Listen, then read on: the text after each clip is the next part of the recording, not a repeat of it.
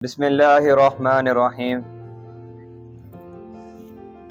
جناب صدر، محترم اساتذہ کرام اور میرے ہم مکتب ساتھیوں، السلام علیکم۔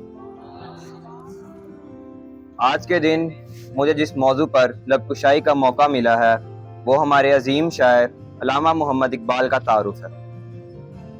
حکیم الامت، دانائے راز، مفکر ملت علامہ محمد اقبال نے اپنی قومی شاعری اور ایمان افروز پیغامات سے مسلمانان عالم کو بالعموم اور مسلمانان ہند کو بالخصوص خواب غفلت سے جگا کر تصور پاکستان پیش کیا۔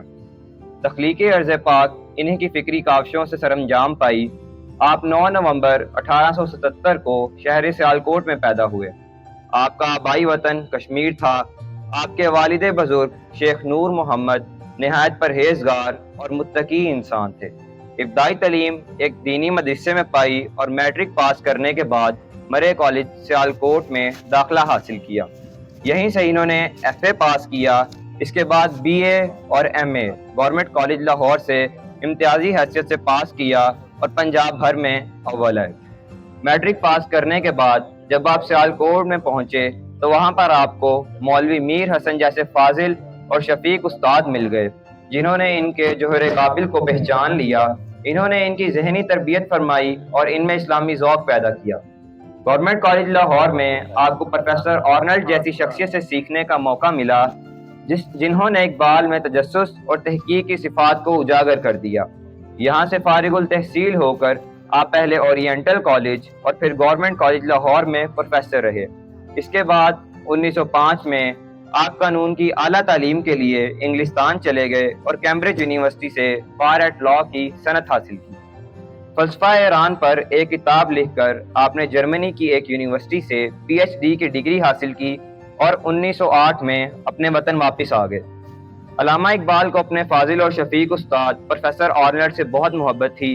قیام انگلستان کے دوران آپ نے اس بات کا ارادہ کیا تھا کہ آپ شعر نہیں کہیں گے، مگر پروفیسر آرنلڈ کے کہنے پر آپ نے اس ارادے کو ترک کر دیا اور پھر سے شعر کہنے لگے۔ جب آپ کو پروفیسر آرنلڈ کے انتقال کی خبر ملی تو بے اختیار آپ کی زبان سے نکلا، آج اقبال اپنے عظیم دوست اور شفیق استاد سے محروم ہو گیا۔ علامہ محمد اقبال انجمن حمایت اسلام لاہور کے صدر بھی منتخب ہوئے اور انجمن کے اداروں کو نہایت خوبی سے چلاتے رہے۔ بعد میں پنجاب لیجسلیٹو کونسل کے ممبر چنے گئے، پھر آپ کو پنجاب مسلم لیگ کا صدر منتخب کر دیا گیا۔ شاعری کی وجہ سے آپ کی شہرت ہندوستان کی سرحدوں کو عبور کر کر دنیا میں پھیل گئی تھی۔ قوم نے آپ کو ترجمان حقیقت، شاعر مشرق اور حکیم الامت کے خطابات سے نوازا۔ حکومت برطانیہ نے آپ کو سر کا خطاب دیا۔ ریاست بھوپال کی طرف سے آپ کے لیے 500 روپیہ ماہانہ وظیفہ مقرر ہوا۔ حکیم الامت علامہ محمد اقبال مسلمانان بر صغیر کے وہ عظیم رہنما ہیں جنہوں نے نہ صرف فکری رہنمائی کی بلکہ اس مسلمانان بر صغیر کے لیے ایک الگ وطن کی نشاندہی کی، تاکہ وہ اس خطۂ ارض میں رہ کر اپنی تہذیب و ثقافت کو فروغ دے سکیں اور دنیا اسلام کی رہنمائی کر سکیں۔ علامہ اقبال نے مسلمانان بر صغیر پاک و ہند کے لیے صرف الگ وطن کا تصور ہی نہیں کیا بلکہ اس عظیم قائد کی بھی نشاندہی کی جو کہ اس مقصد عظیم کے حصول کے لیے جملہ صلاحیتوں اور خوبیوں سے مالا مال تھا۔